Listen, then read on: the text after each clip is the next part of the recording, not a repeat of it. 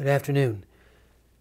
I'm really delighted that I can join you all. I wish I could be there in person because what you're doing is so important, but the very fact that so many people have come together for this pre-conference gathering really shows how important this whole subject of collaborating for the well-being of children, young children in early childhood education really is. I'm going to just speak for a few minutes to give a few broad concepts that will then be background for the rest of your time together. You'll be working for most of this time, so don't get too relaxed and comfortable. Tracy Benson and Sherry Marlin, who have been doing this work in schools and increasingly in early childhood education, will be working with you for the rest of the afternoon.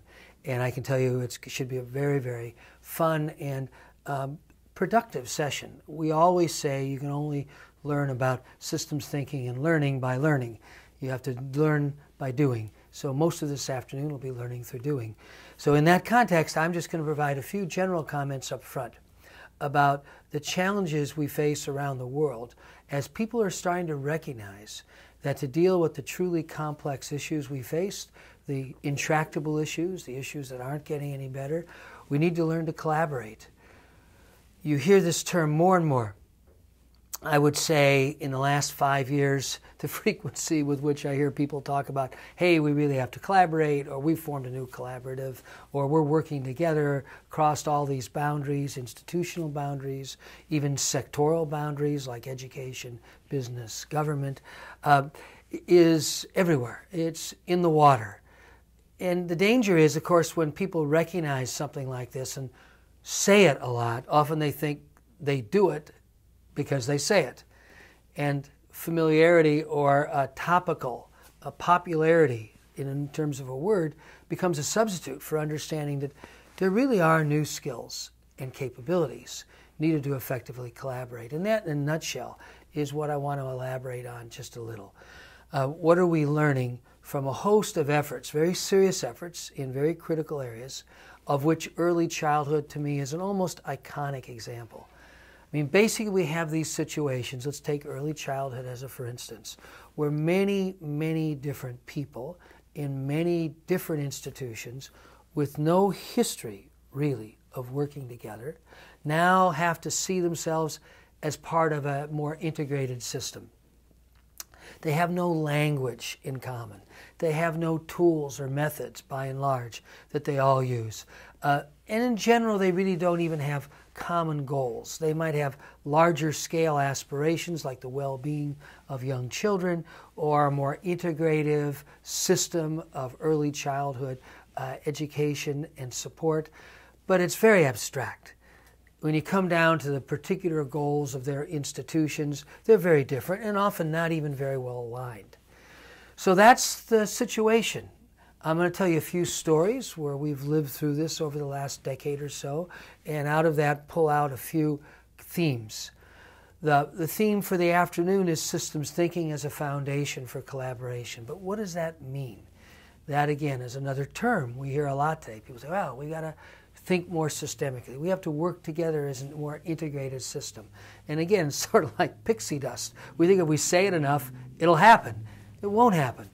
About 10 years ago, there was a growing recognition in some of the world's largest food companies and global NGOs, civil society organizations, that the global food system was profoundly broken. It was a system, basically, I'll remember the phrase I used to hear in the early meetings we'd have, we're going faster and faster to where nobody wants to go. We've lost about half the topsoil in the world in the industrial age through basically short-term agricultural practices, trying to maximize productivity in the short term and depleting the nutrients and the biological integrity of the soil. About 50 million people per year in the world migrate from rural environments to live in slums and shanty towns. Why would anybody do that? Well, because their rural economies are no longer viable, and that's been going on for 30 years or so, because we've hooked together all of their agricultural systems into these massive global commodity markets, which create relentless pressures to drive prices down. You and I are the beneficiaries of this. We can go into a store in the middle of any place in the U.S. in the middle of winter for places like where I live, cold winter, and buy a lovely melon for $1.25 or $1.50, and nobody ever complains that it's too cheap. Well, in order to get that melon there, the growers of the melons have to be connected in these global food systems, and our low prices, of course, are their low incomes. So whether you look at it from a biological or ecological standpoint, or you look at it from a social or economic development standpoint, this is a disaster. And oh, by the way, we mostly don't like the food we get. And there's increasing concerns in this country. Here's where this intersects with the work all of you do in childhood obesity, the quality of food that kids are eating, that we're all eating through a global food system, which in some sense fails on all fronts. The quality of the food, the impact on the farming communities, and the impact on the larger natural systems. So I'm using this to illustrate. And sometimes it's a little easier to see a complex terrain if you look over somebody else's shoulders and you see what the challenges are like there. So actually, a very small number of food companies, Unilever was one of them. A lot of people in America don't recognize the name Unilever, but you know Ben & Jerry's, you know Lipton Tea, you know Bird's Eye, you know their brands. They're one of the largest food companies in the world. And Oxfam, Oxford Famine Relief, the global network of organizations that are, again, very well known in Europe, a little less well known here, but probably many of you have heard of Oxfam. It's certainly one of the most credible and knowledgeable organizations in the world about the plight of the rural poor.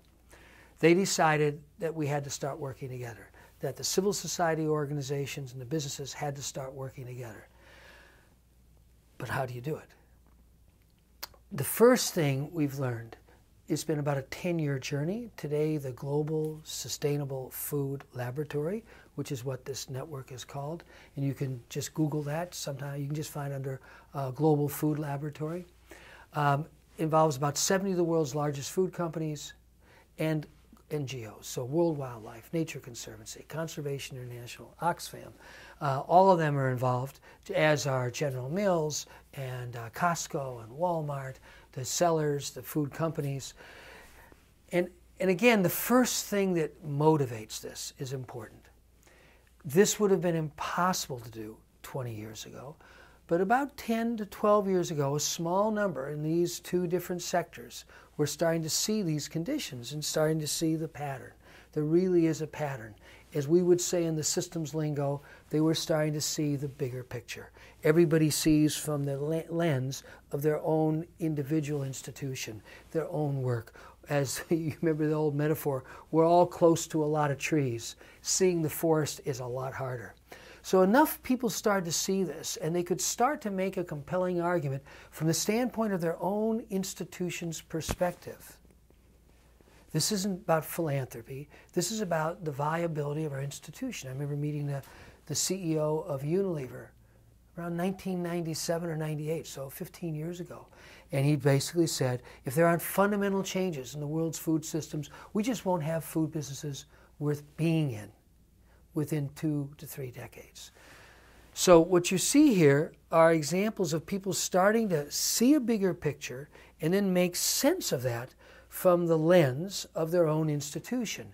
In order to create the fundamental, you might say, readiness conditions for these sort of collaborations, you need to have different parties, and they really are different. I use the examples of Oxfam and Unilever because, believe me, you could not find two more different organizations, culturally, radically different global food company, social justice NGO, in terms of how they manage, what they do, their stakeholders, how they generate money, completely different. And yet, they started to see a larger system. And from that vantage point, they could start to come to the conclusion that working on our own, doing our best, with all the resources we have to bear, it won't be enough. We have to work together. So first there needs to be an impulse, you might say, a sense that this is really urgent. I think that condition is being realized in a lot of parts of our country regarding early childhood. whether you're a provider or a doctor, or you're looking at it from a medical perspective, a public health perspective, a safety perspective, an obesity perspective. You can say, you know, the conditions that we have today that assure or fail to assure the well-being of our children are simply not adequate. And we have a very fragmented situation with all these different organizations and institutions on the playing field. Obviously, government's part of that. But again, we have no history of working together. But the first thing is we have to start to come to a deeper conviction that we must find a way to work together. That's exactly what was happening in the food industry 15 years ago. It doesn't have to start with a lot of organizations, but it needs to start with a few who are influential. The next stage in our organizing for the Global Sustainable Food Lab was Oxfam and Unilever respectively reached out to peers. Oxfam invited in civil society organizations. Unilever invited in a small number of global businesses. We had a few foundations involved. And what started to happen is that through their respective peer networks, they could start to build the beginnings of a critical mass. I'm guessing, again, that's been exactly what's going on in some ways, why there's so many people sitting in this room this afternoon. You've been invited, you've been contacted, people are reaching out to others with whom they do have peer-to-peer relations or some history of a mutual understanding, maybe even mutual collaboration, and saying, you know, we're going to have to start to work together. Secondly, when you come together, you have to use that time as precious resources. If you went to any of the meetings of the Food Lab and the Food Lab Network, which is still going strong over 10 years later, started officially around 2002, after about 3 or 4 years of initial outreach and organizing, you would see a very different meeting. People not sitting around their bottoms looking at PowerPoint presentations. People really engaged in conversations, just as you will be for much of this afternoon. So since our face-to-face time, when we are physically together, is really rare, we know these networks have to coordinate through all sorts of means at a distance. That's essential. There's no getting around that. But when we are together, we have to use our time well. We have to get to know each other. It's been a fascinating journey for me to see people who are so different. I guarantee you, the kind of people who go to work at Oxfam don't much like big global food companies. The kind of people who go to work at a big global corporation look at organizations like Oxfam, are those the people who organize protests against us. And in fact, they do. So even across very stark differences of culture and background and skill, people have to get to know each other. So you use the time when they are together to really deepen the mutual understanding. This kind of second element I'm describing is in some sense all about relationships. I'll give a really simple summary of a profound, 20-year journey, I would say, for me and many others. Transforming systems is about transforming relationships amongst the people in those systems. We all know in a team, if there's no trust, a team can't function well. The same is true in these larger networks, which will be diverse networks of many people who work together in a sort of teams on different facets of what they're trying to accomplish. In those teams and in the larger networks, the journey of building trust is never ending. It involves, obviously, the things we all know as human beings: candor, openness, disclosure. Well, if I really am honest with you, here's what we're struggling with. Vulnerability is the kind of nutrient, the soil nutrient, if I can use that metaphor, in which we grow trusting relationships. It can't be manufactured. You cannot manufacture trust and mutuality. You have to grow it through a different quality of conversation. We often just focus on that. We often call a condition for building these networks reflective conversation, human conversations, when people really can kind of let their hair down and talk very honestly, can ask for help, can be willing to be helped. It's typical when you get a bunch of people from different organizations together, they kind of put on this armor of a good face. Well, here's all the great things we do. I'll tell you, in the business world, it's chronic. Everybody goes into sales mode. They're kind of pitching their organization. They may be sincere, and they may believe a lot of the benefits of what their organization does in the world. But at some point, you don't build these collaborative networks, but a bunch of people who don't need each other. quite the contrary. It's a bunch of people who do need each other. So how we kind of shift the tenor and the spirit of the conversation to be really a deeper one of really mutual understanding and developing mutual support. In this process, you're continually looking for opportunities for people to collectively start to see the larger system. Obviously, what motivates it all in the first place, to go back to my first point, is people seeing that there really is a larger system, and they're all players in this larger drama, and they have to work together. But how you go from that as a general sense, a general awareness, a felt need, to really seeing in more particular ways, well, what is the nature of this system? This is where you do start to build a common language. This is where some of the tools that Sherry and Tracy will be working with you on this afternoon really come into play. You need a language for seeing the system. Now, I always think of seeing the system as having two elements. There's a cognitive or conceptual element, and there's an emotional element. So the emotional element has to do with, there are really human beings in these different roles. What does it feel like? What does the world look like from their perspective? When the Food Lab group meets, they always go on learning journeys. They literally go together and visit whatever is the local food system where they are. They'll visit farmers, they'll visit retail stores, they'll visit people in between. So they're getting we often call it system sensing, a direct, collective sense of the system. I know one part, somebody else knows another part. So this part's very familiar to me, but it's totally unfamiliar to you.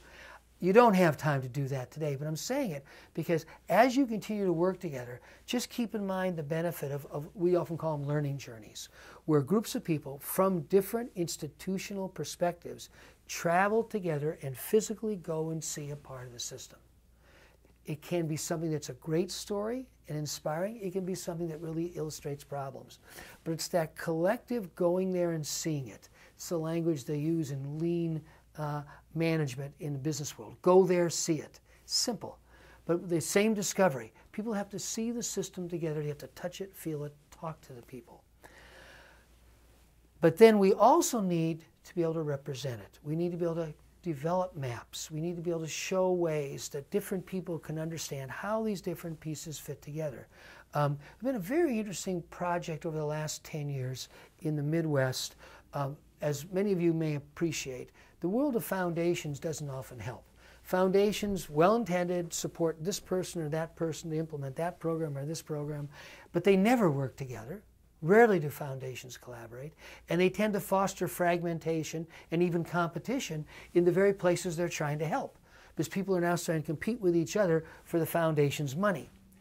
A small group of foundations in the Midwest, all of whom were concerned about energy and accelerating the transition to alternative energy, started actually working together almost 10 years ago. They formed a project which is really quite interesting. They took about a year to jointly build a system map. By the way, the project is called ReAmp, like amperes, amp, ReAmp. So you can find out about it online if you just Google ReAmp. But first what they did is they actually built a system map. It took them about a year. Now, this can be done a lot of different ways. They did I would say, a slow process. They did it the way they did it. But the net of it was very, very informative. They actually started to get a picture of the energy system. And then they could start to look at, well, this foundation concentrates on this, and this foundation concentrates on this, and over there they're doing this. Nobody's paying attention to this.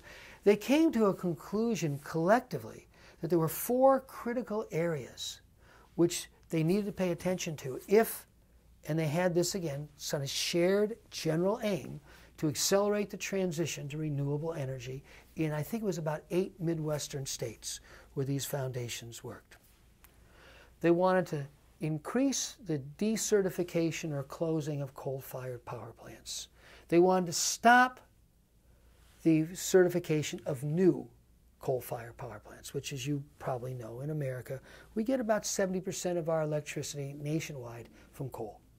So every time you plug in that fancy device of yours, just remember you're burning coal. They wanted to accelerate the implementation of energy efficiency, So wherever they could work to improve the use of energy, manufacturing, residential, commercial, and they wanted to accelerate the installation of renewable energy. So they came around to 4 key leverage points. Took them a year to do this through building a map of the system as a whole. As a result of that, each foundation, who's still kind of doing their own thing, could say, well, we're focused on this part, we're focused on this part. They started to collaborate on some. But every single one had the same 4 leverage points in mind. There's been a couple of studies, that's why you might find it interesting to go online. Their success rate has been quite astounding. I mean, I generally think most foundations are wasting a lot of money. I think there were 10 or so foundations involved. Their collective impact through the clarity of their focus on the nature of the system has led to a dramatic acceleration of dependence on renewable energy in those states, way beyond what their effectiveness was before, because they could kind of look at, as a base case, what did we accomplish in the previous 10 years. We recently completed a similar project like that with 25 of the largest funders in the country in education, all focusing on the new Common Core standards. I'm sure many of you are familiar with the new Common Core. The problem is, same problem. This foundation supports this foundation supports this. No collaboration, no shared view of the system. In that case, we built a system map, which we can gladly share with anybody here who's interested, since it's now starting to overlap your work a little bit. We built a system map together of the development of children, teachers, principals, superintendents, all levels of leadership, including, of course, the learners, as they move through the educational system, what would have to shift to have success with the new Common Core standards. So this seeing the system is absolutely critical. It's not easy. You'll get a feeling today of some of the tools. There are good basic introductory tools. Sherry and Tracy will organize a session around the habits of a systems thinker. So you can see there's a very clear picture that we can now start to share. Here's what it means to be a systems thinker. Here, one of which habits is, of course, seeing the big picture. Another of which is learning how to see a system from different people's points of view. That whole point I was making before about system sensing and the relationship building part of it. So transforming the relationships of the players, starting to see together the bigger system, and then gradually it kind of loops back to the 4th and last point I wanted to make. In order to start this journey, again, you have to have some sense that it matters. This is a mountain you've got to climb right from the beginning. This is not going to be easy. It's not just showing up at a bunch of meetings together. When I hear this term collaboration a lot of times these days, I ask people, well, what do you mean? And the most common answer I get is, oh, we go to meetings with people we didn't used to go to meetings with. Well, that's good, but that's not going to shift a system. Gradually over time, this sense that it's important, we need to do this, we need to start working together, this kind of vague aspiration will crystallize. And people will start to actually co-create genuinely shared visions. A lot of people like to talk about a shared vision. My experience is this happens well down the road. What you have at the beginning is a bunch of nice words. You might create a mission or a vision statement for a network. It's all great. People will kind of salute the flag. But then it has no real deeper emotional resonance. They haven't gone through the journey of starting to learn together, of starting to transform how they talk and listen to one another, of starting to see the larger system together. As they do that, they will start to crystallize, well, look at, if we really focused on the key high leverage places, and we really, really were able to think and work together, we could accomplish this. At that point, you've got all the elements present. You really do have a clear vision. You really do have the processes of transforming relationships, and you really do have an ongoing capacity to see the system together. So you need all of those. So you kind of start and end in the same place. I mean, obviously there's no end, but you start with a sense that it's important, but eventually you get to a point where you can really crystallize goals and aspirations. In the food lab, I saw this start to happen when a small number of companies who actually were connected together said we have to transform the food supply chain whereby we get green beans from Central America and sell them in our retail outlets. Again, very focused, very business critical. Oh, by the way, we can only do this by transforming the relationship with all the business interests in that food chain, and we can only do it if Oxfam and the businesses work together, and local NGOs who know the conditions of the world poor, because we're going to have to work in a totally different way with farming cooperatives. So I'm just trying to illustrate bringing things down to a concrete level. Visions ultimately are things that people can almost touch. They have that kind of reality. They inspire creativity because people can start to say, well, but we could do this. And then it's no longer just a vague sense we need to work together. We're working together to accomplish this. All of this obviously takes time. It takes patience. It takes perseverance. There's no simple answers. There are tools. There are methods. I think gradually a body of know-how is starting to crystallize. But believe me, it's not a formula. There's no cookie cutters. So the people who are going to lead in this are the people who really are determined, are committed, have the patience to persevere. I think I'm probably saying stupid things to a lot of you because you wouldn't be here, a lot of you, if those qualities weren't always present. Hopefully my general comments will be helpful to kind of set a frame, and I'm quite sure the work you will start to do for the rest of the afternoon will be really useful. Enjoy yourself, and once again, my apologies for missing this session, but I really do stay very closely connected to the whole early childhood network there in Arizona. Thank you.